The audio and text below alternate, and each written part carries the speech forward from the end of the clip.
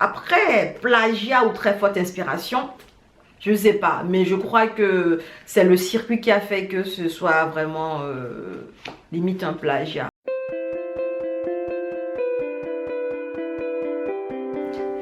Hello, moi c'est Diane et qui est Didi et cette vidéo c'est la vidéo bilan lecture du mois de décembre 2022. En décembre j'ai lu 5 livres. J'ai essayé d'être dans des ambiances afro, science-fiction, contemporain, classique. Et avec cela, je voulais quand même garder un certain esprit des fêtes de fin d'année, vu qu'on était en décembre et qu'il y avait Noël et tout. Donc voilà, grosso modo, c'est un mois qui s'est plutôt bien passé. J'ai pas eu de gros coups de cœur, mais j'ai eu des lectures qui étaient satisfaisantes. C'est-à-dire que j'ai pas pensé que j'ai perdu mon temps à lire les livres en question. Donc c'est plutôt satisfaisant, vraiment. Donc j'en ressors plutôt contente de manière globale. Et du coup, je vous les présente de suite. Let's go! Et le premier livre dont je vais vous parler, c'est La Nuit des Temps de Barjavel. C'est un roman de science-fiction, on est vraiment dans de la science-fiction. Et ce qui est intéressant avec ce roman, c'est qu'en général, quand on parle de science-fiction, on est souvent projeté dans le futur avec des technologies du futur, le monde qui a évolué et tout. Sauf que dans ce livre, c'est le passé qui est plus intéressant que notre présent où se passe l'histoire. En fait, on va suivre une équipe d'expédition dans l'Antarctique qui va découvrir en fait sous leurs pieds un battement régulier. Ils sont en Antarctique, ils sont très loin de tout, donc ils se demandent qu'est-ce qu'il y a bien sous leurs pieds, sous la glace, en fait des centaines de mètres. Donc ils vont se décider à creuser, ils vont essayer de creuser. Ils n'ont pas les moyens, ils n'ont pas les équipements qu'il faut, donc ils vont aller plaider leur cause auprès des gouvernements et tout ça. On va leur allouer les fonds nécessaires et ils vont commencer à creuser dans la glace pour essayer de comprendre, pour essayer de voir ce qui émet le signal en question. Et là, dans les vestiges de la civilisation en question, ils découvrent un cocon fait d'or pur. Déjà, le gars, hein, les gars, qui retient prisonniers 2 êtres humains qui ont été cryogénisés.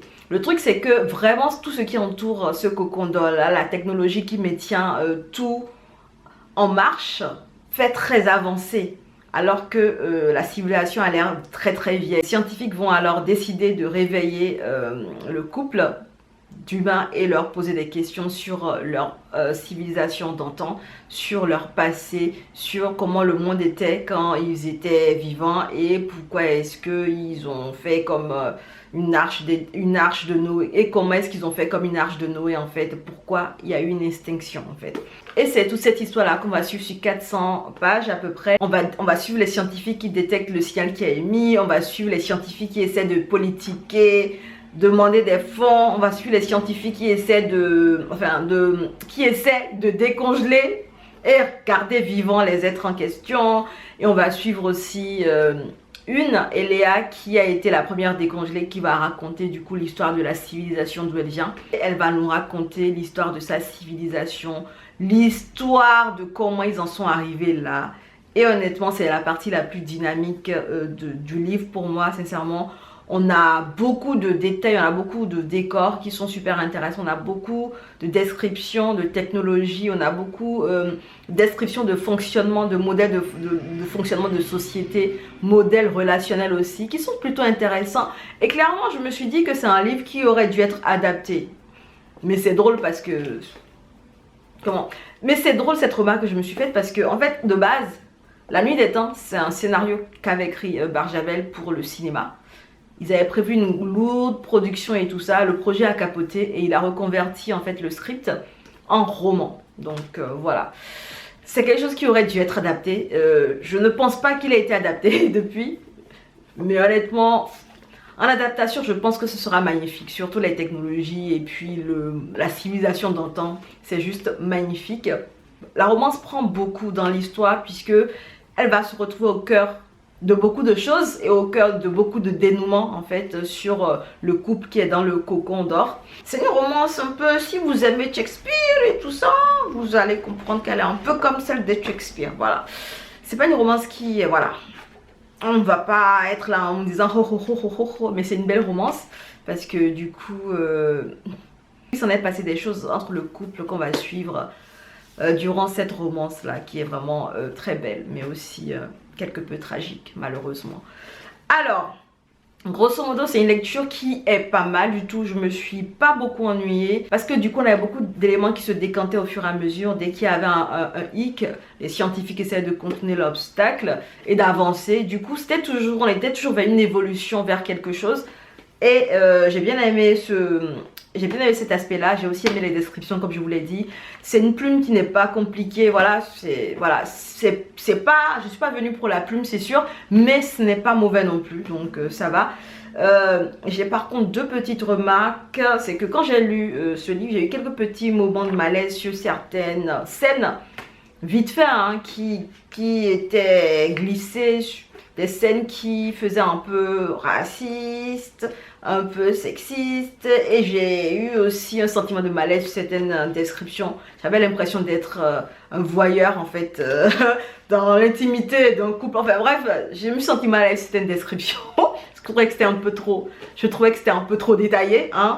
Mais du coup, voilà, je crois quand même que le propos de fond, avec les valeurs qu'essaie de transmettre Barjavel dans ce livre, fait que je crois que les scènes qui m'ont mis mal à l'aise ne sont peut-être pas des scènes qui avaient vocation à mettre mal à l'aise, mais qui étaient plutôt maladroitement construites, on va dire ça comme ça.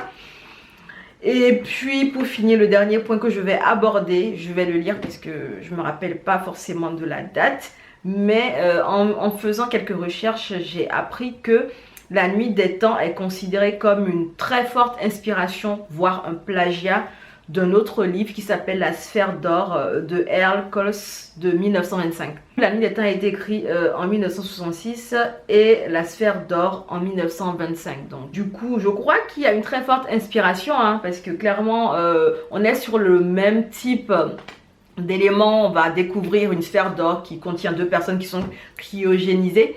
Donc voilà, c'est à peu près pareil. Moi, j'ai l'impression que de base, peut-être qu'il s'était inspiré de La Sphère d'or pour écrire le scénario La Nuit des Temps pour le cinéma.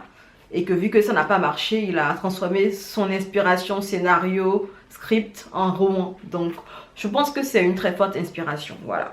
Après, plagiat ou très forte inspiration, je ne sais pas. Mais je crois que c'est le circuit qui a fait que ce soit vraiment limite un plagiat. Parce que je crois qu'il a essayé de s'inspirer d'un livre pour écrire un script, et après le script en question il a reconverti en son livre. Donc enfin bref, je sais pas, j'en sais rien, voilà. Alors le second livre dont je vais vous parler, c'est Le Réveillon du jeune tsar de Léon Tolstoï. C'est un recueil de 4 nouvelles et ce sont des nouvelles qui vont surfer sur des sujets qu'ont beaucoup apprécié Monsieur Tolstoï vers la fin de sa vie, vers la fin de sa carrière. Il a eu une crise morale en fait et une crise religieuse, et du coup les 7 dernières œuvres sont vraiment très portées sur ces deux éléments-là. Et les 4 nouvelles en question vont faire un focus à peu près sur ces deux sujets-là de manière plutôt récurrente. On va suivre, dans les mémoires d'un fou, en fait on va suivre un jeune homme qui nous raconte comment est-ce qu'il est tombé dans la folie. Une âme simple va nous parler de l'histoire d'un jeune homme qui a une âme simple, à qui la vie n'a pas fait de cadeau et qui va finir par s'affranchir d'une manière plutôt tragique de celle-ci et de sa servitude envers tout le monde qu'il côtoie. On va aussi avoir Le Réveillon du jeune tsar, qui est du coup une nouvelle qui va nous parler d'un jeune tsar qui, la nuit du réveillon, très fatigué, va s'endormir sur son canapé, il va avoir un rêve qui sera la projection en fait des événements qui vont se passer quand des lois qu'il a fait signer vont être passées au niveau du plus commun des mortels. Du coup, il va comprendre l'importance de toutes les décisions et les conséquences qu'elle peut avoir sur toutes les couches sociales, hein, en particulier sur les plus pauvres. Et il aura sa crise morale en fait à ce moment-là. J'ai trouvé ça plutôt pas mal. Ensuite, la dernière nouvelle, Ainsi meurt l'amour, va nous parler d'un jeune dandy qui est fort épris d'une jeune fille. Ils sont à un bal, ils dansent ensemble toute la soirée. Le jeune dandy est amoureux fou. Il rentre rêveur et tout ça. Il pense à sa dulcinée. mais il va tomber sur une scène qui va le dégoûter à vie en fait de sa dulcinée. C'est une scène qui remet en question sa moralité. C'est une scène qui l'a tellement choqué qu'il a eu une crise morale et qui s'est dit qu'il ne voudra absolument pas être associé aux personnes qui, de près ou de loin en fait, ont commis cet acte vraiment révoltant à ses yeux, révoltant aux yeux de la société. Donc honnêtement, vous me connaissez, personnellement ce recueil de nouvelles là je voulais le lire pour pouvoir découvrir la plume de Léon Tolstoï. Ça fait un moment que je me trimballe Anna Karénine parce que il fait 1000 pages quand même, hein, donc avant de me lancer dedans je me disais il faut vraiment que j'aime comment il écrit le book. Donc j'ai lu et j'ai bien aimé grosso modo comment il écrit. J'aime bien ces successions de mots. J'aime bien le fil conducteur en fait au niveau des histoires. Et du coup, je me dis que je pourrais tenir en fait les 1000 pages et que je pourrais très éventuellement aimer l'histoire. Donc voilà, c'était une belle expérience pour moi. Ça m'a permis de pouvoir me dire qu'en 2023, je vais lire Anna Karénine. Enfin. Et le troisième livre dont j'ai envie de vous parler, c'est un recueil de nouvelles au pied du sapin. C'est des contes de Noël de Pirandello, Andersen, Maupassant. Bref, les auteurs classiques se réunissent ici pour nous pondre des histoires qui vont nous rappeler les ambiances de fêtes de fin d'année, que ce soit Noël ou Nouvel An. Donc voilà, c'est un recueil de 12 nouvelles et honnêtement, j'ai pas tout de tête, donc j'ai essayé de noter un peu pour pouvoir vous donner en une phrase des résumés très succincts. Les nouvelles vont parler d'un colonel déchu qui est blasé par des années de guerre et qu'une célébration inattendue du réveillon va réjouir. Un homme qui pensait passer un moment charnel agréable avec une fille de joie va voir sa vie changer du tout au tout. On aura un monsieur un soir de Noël qui est fort bourré qui va rejoindre le pas très hésitant sa demeure et va voir celle-ci reprendre vie littéralement. Une jeune fille qui est très peu vêtue et qui vend des allumettes le dernier jour de l'an. C'est l'histoire de la petite fille aux allumettes qui finit, voilà, comme vous savez. On a un verre de Noël, on a une histoire de 100 ans de Noël. Je ne savais même pas c'était quoi les 100 ans en fait, j'ai découvert ça là. Bref. Une famille, une histoire qui va suivre une femme. On aura une histoire qui va suivre une famille qui tente de fêter Noël pour la première fois depuis le suicide du père. On aura une histoire qui va se passer un soir de Noël. Une jeune fille va avoir son destin scellé par un homme fort, respectable, qui apprend le montant de sa future dot. On aura un essai philosophique sur la vieillesse et sur comment on passe les fêtes de fin d'année quand on vieillit. On aura un bonheur domestique qui va se retrouver éclaté dans une nouvelle fantastique. Sincèrement, j'ai beaucoup aimé cette nouvelle-là. Et puis on a une nouvelle où Dieu est fâché contre l'humanité. Il ordonne au Père Noël de ne surtout pas passer dans les cheminées déposer les cadeaux aux enfants. Donc voilà. En soi, les nouvelles que j'ai aimées sont La Fascination, qui du coup est la nouvelle de Guy de Maupassant. C'est la nouvelle fantastique dont je parlais avec le bonheur domestique éclaté. Honnêtement, c'est une histoire que j'ai trouvée très intéressante parce que de prime abord, on a l'impression que l'histoire est normale jusqu'à ce qu'il y ait des enchaînements en fait qui nous montrent que elle n'est peut-être pas si normale que ça en fait. Et il y a eu un arbre de Noël et un mariage du coup qui parle du monsieur fort respectable qui zeuillette une petite gamine de 12 ans et qui projette déjà de l'épouser à cause de sa dot qui est conséquente et tout ça. Et l'histoire est pas mal parce que finalement on a le début de l'histoire et la fin nous prend de court parce qu'on s'attend pas forcément à cette fin là. Grosso modo c'est un conte de Noël qui va reprendre les auteurs classiques dans une ambiance de Noël et du coup le pitch de vente de ce livre c'est succomber à la magie de Noël avec des auteurs classiques. Et c'est le cas en fait.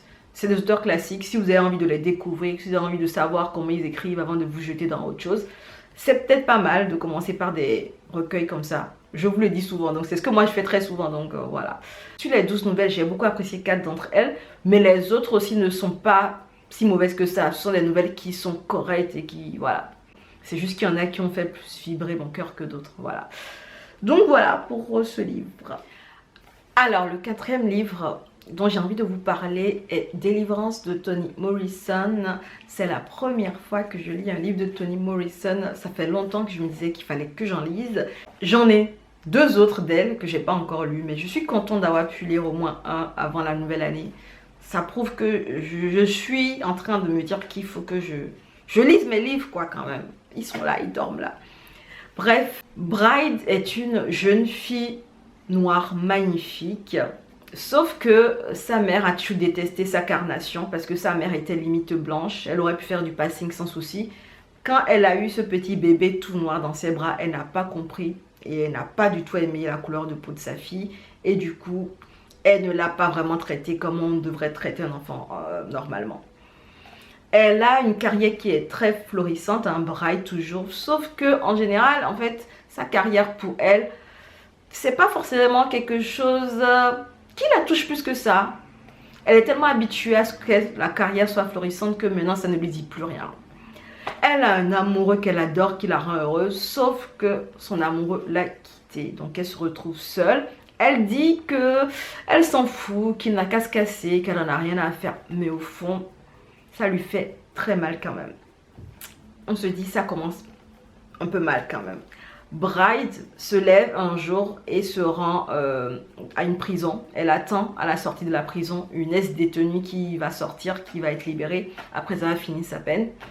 Les deux vont parler et la détenue qui vient de sortir, qui du coup est une ex-détenue, va lui péter la tronche. Et Bride va devoir passer par la case chirurgie esthétique pour refaire son visage. Elle aura une convalescence qui sera un peu longue, donc ce sera du temps pour qu'elle essaie de se recentrer sur elle-même, se concentrer sur sa vie, parce que bien entendu, quand ton esprit n'est pas bien occupé, il peut tomber dans les traumas du passé qu'on n'a pas bien exorcisé. Donc voilà. Voilà ce qui se passe de base dans ce livre. Alors, déjà, c'est pas un livre qui est gai, hein, loin de là. C'est un livre qui, sous fond de renaissance de Bride, va aborder beaucoup de sujets un peu lourds, comme les violences faites aux enfants, les agressions sur les enfants, les meurtres, les sévices, enfin voilà. C'est un livre qui n'a pas... Les sujets qu'il va aborder ne sont pas très, très joyeux, quoi. Il y a même du désamour maternel d'enfants. Il y a tout un panel d'émotions et puis de sentiments très, très négatifs qui vont entourer l'histoire de Bride et toutes les personnes qu'elle va rencontrer durant sa convalescence et sa renaissance. Et clairement, tous les personnages principaux qu'elle va rencontrer au cours de son chemin vers une meilleure version d'elle-même vont avoir leur point de vue dans l'histoire et on va comprendre un peu ce qu'ils pensent de leur côté de la situation. J'ai aimé beaucoup de points de vue sauf celui de Bride en elle-même. Je n'ai pas compris pourquoi. En fait, Bride m'a un peu agacée parce que j'avais l'impression qu'elle était un peu dans le... J'avais l'impression qu'elle n'était pas reconnaissante de ce qu'elle avait déjà de base. C'est-à-dire que tout ce qu'elle a, elle a énormément de trucs que d'autres n'ont pas. Et pour tout ce qu'elle a qui est déjà extraordinaire, vraiment, hein, en fait, elle ne reconnaît pas qu'elle a quelque chose. Et moi, ça m'a énervée parce qu'en face, il y avait une autre fille qui, du coup, qui a passé toute sa vie à se battre, à se déchirer, à faire tout ce qu'elle peut pour s'en sortir et qui n'a pas eu la vie facile, en fait. Mais Bride, elle a une vie quand même, à part le début qui était un peu chaotique avec sa mère. Après, sa vie quand même s'est redressée de manière plutôt intéressante. Elle a une évolution très rapide et elle a une carrière qui est au summum actuellement. Mais Bride s'en tape littéralement. Et ça, j'ai pas apprécié. Et du coup, je me suis détachée d'elle. J'ai pas, voilà. Je l'appréciais de loin. Je compatissais pour le côté traumatique qu'elle a eu avec sa mère. Mais après, je me disais, elle était un peu dans le self-degrading, apitoiement. Enfin, je me suis dit, voilà, c'était pas mon personnage préféré, quoi. Parce que clairement, il y a une de ses amies qui s'appelle Brooklyn qui a fait une remarque que je trouvais tellement juste. Et je pensais ça tout le long, en fait. Et je me disais, mais Brooklyn, en fait, c'est moi, peut-être. En fait, c'est ce que moi, j'aurais pensé si j'étais à sa place aussi. Parce que à un moment donné, stop, quoi. Bref, le personnage principal qu'on suit tout le temps, c'était pas mon personnage favori. Donc, vous imaginez bien que c'était un peu compliqué pour moi d'aimer à 100% ce livre. J'aurais aimé qu'il développe plus la relation entre Bride et sa mère. Mais ils l'ont absolument pas fait. Ces gens, ils ont mis ça de côté limite. J'ai pas compris. Bon. Je trouvais que ça aurait été intéressant à développer pour que justement elle surmonte ce trauma-là. Mais bon, ils l'ont mis de côté et ils ont essayé de faire une remonte. Voilà. Écoutez, c'est un livre qui est pas mal, c'est bien écrit. Les sujets sont amenés de manière plutôt smooth. C'est juste que j'ai pas aimé le personnage de Bright. Donc voilà. Mais c'est pas mal. C'est pas mal, c'est pas mal, c'est pas mal. Bref, pour un premier livre de Toni Morrison, voilà. Je sais pas, j'aime bien la plume. L'histoire, en vrai, est bien écrite. C'est juste que je chipote avec Bright, qui m'a un peu beaucoup agacée. Donc, je vais sans doute continuer les autres que j'ai dans la bibliothèque de Toni Morrison. Voilà. Alors, le dernier livre dont j'ai envie de vous parler dans ce bilan lecture, c'est Le Vieux Nègre et la médaille de Ferdinand Oyono. Ferdinand Oyono, je le connaissais déjà, j'ai déjà lu un de ses livres. Et du coup, je me disais que ce serait intéressant de lire le second qu'il a écrit. Alors, dans ce livre, on va suivre l'histoire de vieux monsieur. Il s'appelle Meka. On est en fait dans un pays d'Afrique qui est sous colonisation actuelle. Et le vieux Meka a reçu un appel du commandant qui lui dit de passer à son bureau. En général, c'est pas forcément une bonne nouvelle d'être convoqué dans un bureau par un commandant.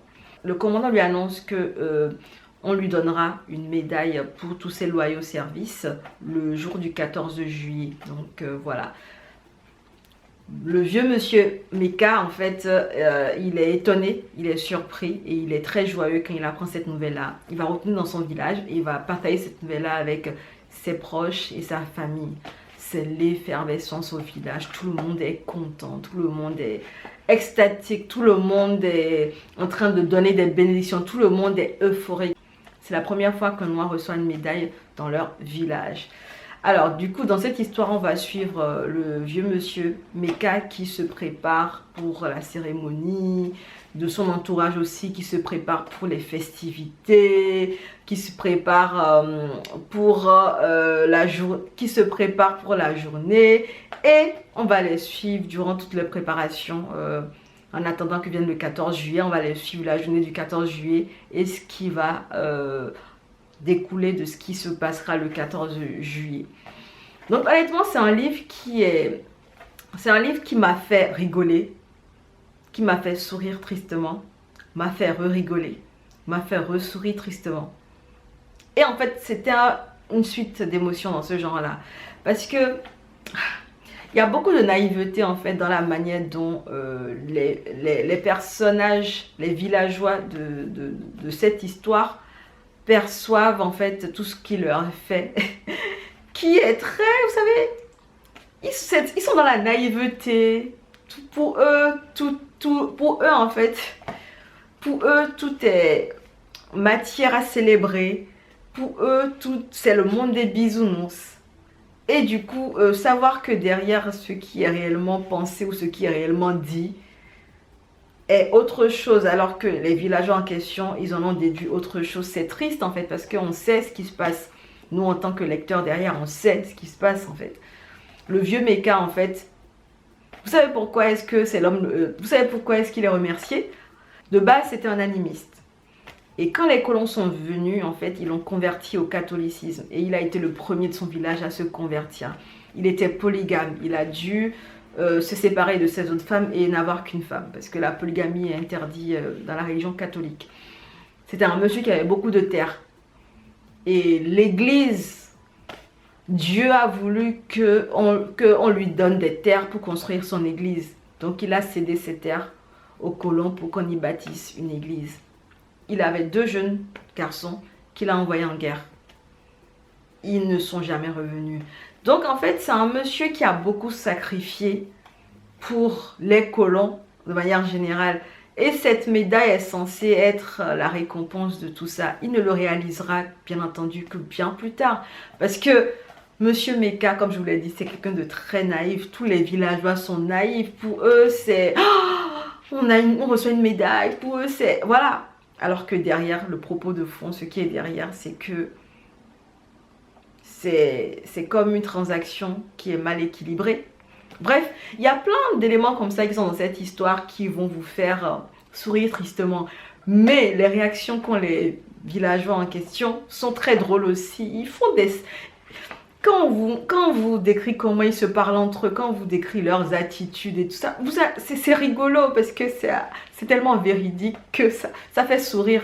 Il y a des scènes qui sont hyper drôles. Il y a beaucoup d'autodérision, je crois, de la part de l'auteur dans ce livre. Parce que, de toutes les manières, vieux nègre. Nègre, déjà, c'est péjoratif.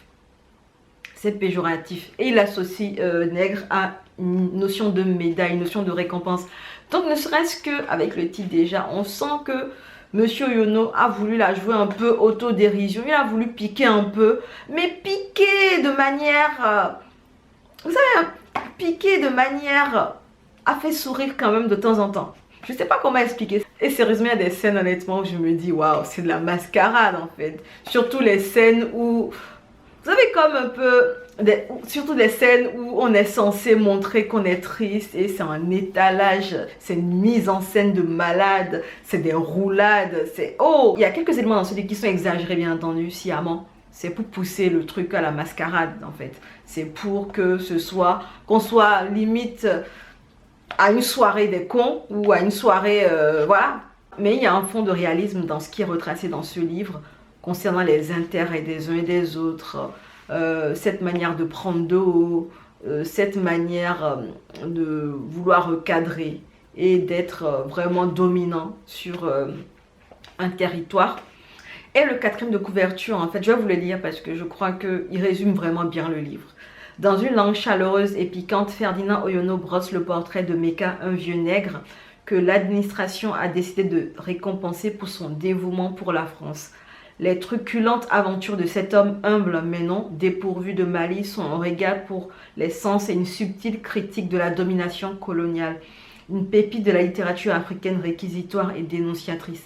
C'est clair que ce livre est dénonciateur, ça c'est sûr. Hein. Mais c'est juste qu'il le fait tellement bien que on passe un moment, vous savez, on oscille entre la tristesse, un peu de joie, un peu de gaieté vite fait, mais la tristesse revient vraiment parce que c'est une réalité qui est bien triste en fait, bien triste au fond. Bref, j'ai bien aimé ce livre, j'ai passé un bon moment à le lire, j'ai aimé retrouver des termes que je n'entends plus trop souvent. Le livre est bien écrit, mais je vous préviens quand même, parce que côté vocabulaire, il y a des choses auxquelles vous ne serez peut-être pas habitués, parce que ce n'est pas quelque chose qu'on utilise dans le langage courant actuel, ici, en France, mais c'est des termes qui sont beaucoup utilisés en Afrique en général. Du coup, ça m'a fait plaisir de retomber sur ces thèmes-là, parce que ça fait un moment que je n'ai pas entendu quelqu'un parler comme ça. Donc voilà, c'était vraiment pas mal, et puis voilà, c'était bien triste. Ouais, c'était bien triste, mais bon. J'ai aimé comment il a fait. J'aime l'autodérision qu'il a mis dedans. Et dans le titre, honnêtement, tout est dit. Hein. Une récompense à un nègre. Bref, si je devais classer les livres par ordre de préférence, je dirais que celui que j'ai le plus aimé ce mois-ci, c'est Le vieux nègre et la médaille. Ensuite, il y a eu La nuit des temps de Barjavel. Ensuite, il y a eu Délivrance de Toni Morrison. Ensuite, il y a eu Le réveillon du jeune tsar. Et puis enfin, Au pied du sapin. Tout en sachant que ces deux nouvelles-là, je les mets à peu près sur le même pied d'égalité, quoi. Donc voilà. Du coup, voilà ce qui résume un peu les ambiances dans lesquelles j'ai baigné en décembre. N'hésitez pas à me dire en commentaire si un des livres que je vous ai cités là, que je vous ai montré là, vous intéresse. Et me dire aussi ce que vous avez lu en décembre. N'hésitez pas à mettre tout ça en commentaire. On se dit, nous, à bientôt dans une prochaine vidéo. Et puis en attendant, prenez soin de vous. Allez, ciao!